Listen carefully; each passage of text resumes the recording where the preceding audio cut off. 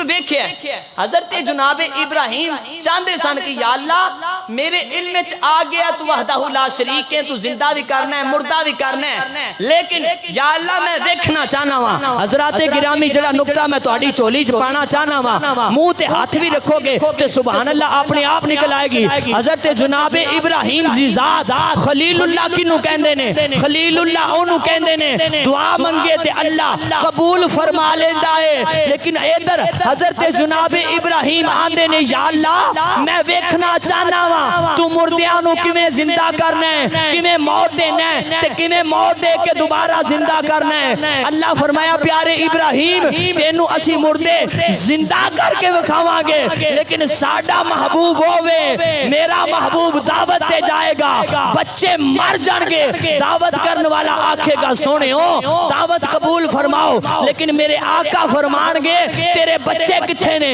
या रसूल अल्लाह आराम पे कर देने। वेख्या ते बच्चे फौत हो गए सन। इधर खलीलुल्लाह सी ते मुर्दे जिंदा करके विखाए, लेकिन इधर हबीबुल्लाह सी। मेरे आका फरमाया बच्चियों उठ जाओ, अल्लाह मुर्दियां नू मुस्तफा दी जुबान ते इकरार कर दिया जिंदा फरमा देता।